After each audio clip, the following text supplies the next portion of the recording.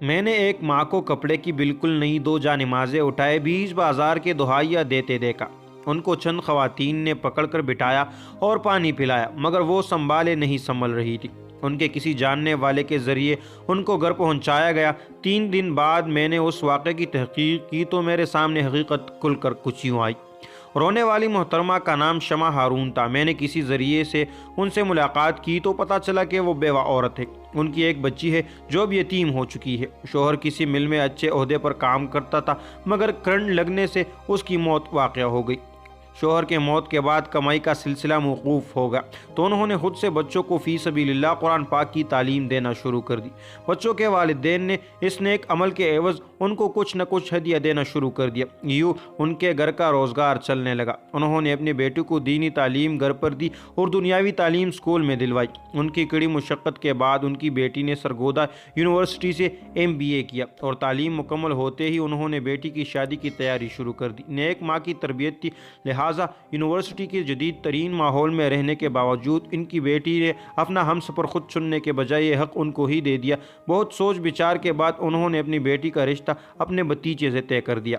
گو کہ نیک سیرت اولاد ہونے کی وجہ سے ان کی بیٹی کے لیے بہت سارے رشتے آئے، جس میں پڑھے لکھے اور مذہبی لوگوں کے گھرانے بھی شامل تھے، مگر شمع ہارون نے سوچا کہ میری بیٹی کو جو سکھ میرے بھائی کے گھر مل سکتا ہے وہ کہیں اور نہیں مل سکتا۔ لہٰذا بنا اپنے بھتیجے کی جانچ پرکھ کیے انہوں نے اپنی بیٹی کا نکاح کر دیا۔ نکاح کے بعد بابی کی طرف سے ڈیمانڈ شروع ہو گئی، مگر چون کے پوری کرنا ممکن نہ تھا، لہٰذا منت سماجت کر کے بیٹی کو رخصت کر دیا گیا۔ شادی اور ولیمہ گزر گیا، مگر شادی کے 1 ماہ بعد ہی ان کے بیٹی کو تشدد کا نشانہ بنا کر گھر بھیج دیا گیا اور الزام یہ لگا دیا کہ گھر میں ہوٹل والوں کو ولیمہ کے پیسے دینے کے لیے جو رقم پڑی وہ دلہن نے چرا لی ہے۔ شمع ہارون اور ان کی بیٹی نے لاکھ صفائیاں دی، مگر ان کا یقین کس نے کرنا تھا، یوں وہ چور ہی سمجھی جاتی رہی۔ شمع ہارون کے بھائی نے بھی اپنی فیملی کو اس معاملے میں سپورٹ کرنا شروع کر دیا اور ان کو مشورہ دیا کہ دلہن کو یہاں لاؤ، اپنے گھر میں لانے کے بعد اسے مجبور کرو کہ ولیمہ کے پیسے اپنے ماں سے لے کر دے۔ یوں ان کے بھائی نے چال چلتے ہوئے صلح صفائی کروائی اور دلہن کو گھر لے جانے کا کہا۔ دلہن جاتے ہوئے اپنی ماں سے کہا، امی جان میری جائے نماز نہیں مل رہی جس پر میں نے یونیورسٹی میں نماز ادا کرتی تھی، وہ ڈھونڈ کر ضرور پہنچا دینا، مجھے اس جائے نماز پر نماز ادا کر کے زیادہ سکون ملتا ہے، اور خود ماموں کے ساتھ اپنے سسرال آ گئی۔ گھر آنے کے تیسرے ہی دن دلہن کے ماموں نے اپنی سگی بانجی کو پیسے چوری کے الزام میں جان سے مارنے کی دھمکی دی، بصورت دیگر ماں سے ولیمے کا سارا خرچ لے کر دینے کا کہا۔ دلہن نے ماں سے پیسے لے کر دینے سے انکار کر دیا۔ انکار سنتے ہی اس شوہر نے جو رشتے میں اس کا ماموں ذات بھی تھا چری کے وار کر کے اسے جان سے مار دیا۔ دوسری طرف شمع ہارون لاکھ ڈھونڈنے کے باوجود بھی اپنی بیٹی کی پرانی جانماز نہ ڈھونڈ سکی اور اس کے لیے 2 نئی جانمازیں خرید لی، مگر ابھی خرید کر بازار سے نکلی بھی نہ تھی کہ اسے بیٹی کی موت کی خبر ملی تو اس نے رونا پیٹنا شروع کر دیا۔